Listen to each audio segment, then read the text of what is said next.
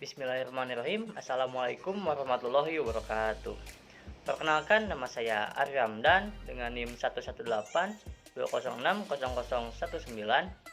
dari kelas 5A. Di sini saya akan melakukan praktikum sistem pernapasan. Sebelum ke praktikum, saya akan menjelaskan terlebih dahulu apa itu bernapas. Bernapas merupakan kebutuhan pokok bagi semua makhluk hidup. Bernapas adalah proses menghirup oksigen dan menghembuskan karbon dioksida dan uap air. Tujuan manusia bernapas adalah menghasilkan energi yang dibutuhkan oleh tubuh. Proses pernapasan makhluk hidup berbeda-beda atau dipengaruhi oleh beberapa faktor.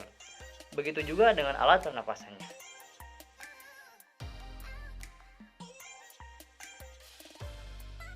Selanjutnya ada alat dan bahan. Yang pertama yaitu ada galon berukuran 4 liter. Yang kedua ada gelas ukur. Yang ketiga ada air secukupnya. Yang keempat ada spidol. Yang kelima ada baskom berukuran besar. Dan yang terakhir ada selang akuarium sepanjang 60 cm.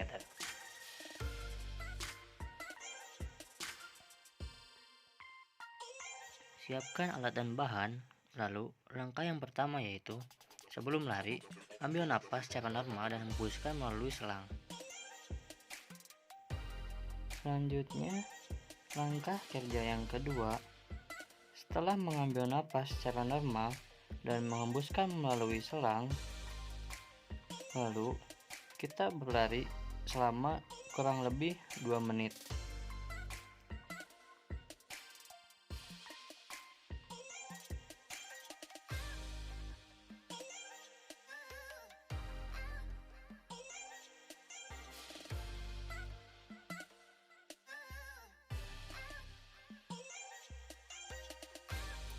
Setelah berlari selama kurang lebih 2 menit, langkah kerja yang selanjutnya yaitu ambil napas, cara nafas, dan hembuskan melalui selang.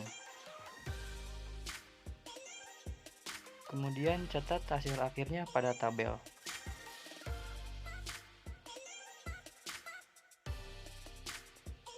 Dari tabel hasil pengamatan, terdapat perbedaan antara kapasitas paru-paru sebelum melakukan kegiatan berlari dan kapasitas paru-paru sesudah melakukan kegiatan berlari.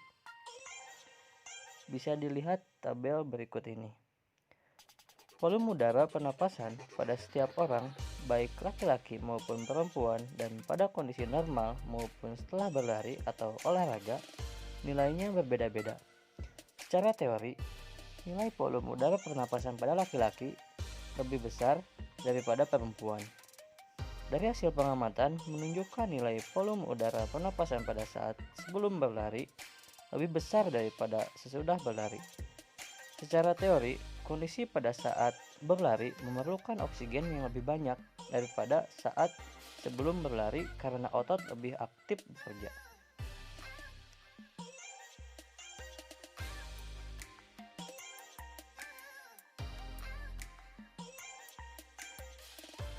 Pengaruh jenis kelamin yaitu frekuensi pernapasan laki-laki lebih cepat daripada perempuan. Karena laki-laki membutuhkan banyak energi untuk beraktivitas, berarti semakin banyak pula oksigen yang diambil. Hal ini terjadi karena laki-laki umumnya beraktivitas lebih banyak daripada perempuan. Hal ini sesuai dengan Tambayong menjelaskan bahwa volume dan kapasitas seluruh paru-paru pada wanita kira-kira 20% sampai dengan 25% lebih kecil dari pria. Dan lebih besar lagi pada atletis dan bertubuh besar daripada orang yang bertubuh kecil.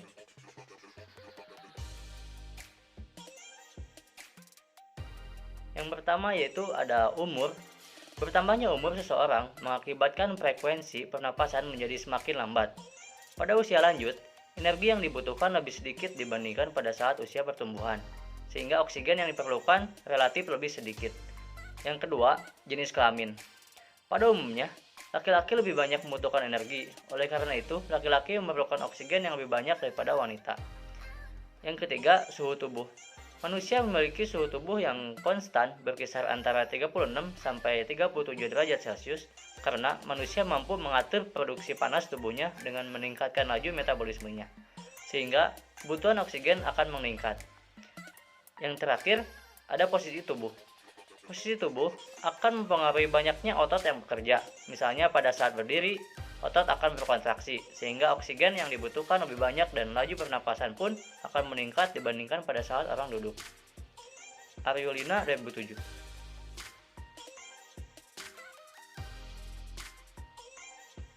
500 sampai 1000 ml udara residu atau volume udara tetap yang ada di paru-paru setelah melakukan pengeluaran nafas maksimal sekitar 1000 ml. Ini berguna untuk mempertahankan saturasi oksigen di dalam paru-paru, dan jika tidak ada maka akan terjadi denaturasi yang menyebabkan seseorang pingsan.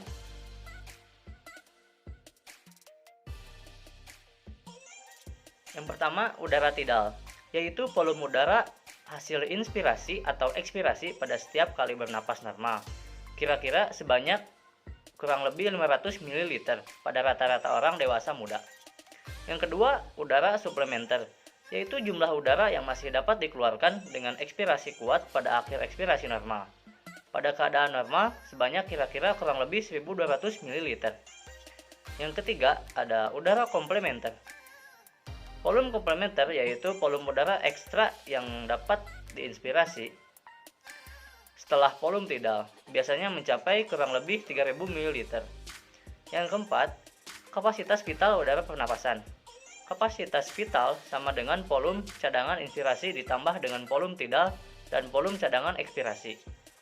Kapasitas vital ini adalah jumlah udara maksimum yang dapat dikeluarkan dari paru-paru seseorang setelah terlebih dahulu mengisi paru-paru secara maksimum dan kemudian mengeluarkan sebanyak-banyaknya, kurang lebih 4600 ml.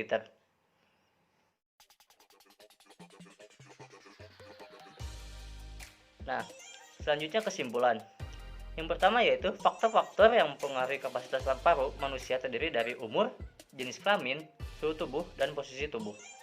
Yang kedua, volume udara pernapasan terdiri dari volume tidal, volume komplementer, volume suplementer, volume residu, dan volume vital. Dan yang ketiga, volume udara sebelum berolahraga lebih tinggi daripada setelah berolahraga. Terima kasih, mungkin cukup sekian yang bisa saya sampaikan. Wabillahi taufiq wal hidayah. Wassalamualaikum warahmatullahi wabarakatuh.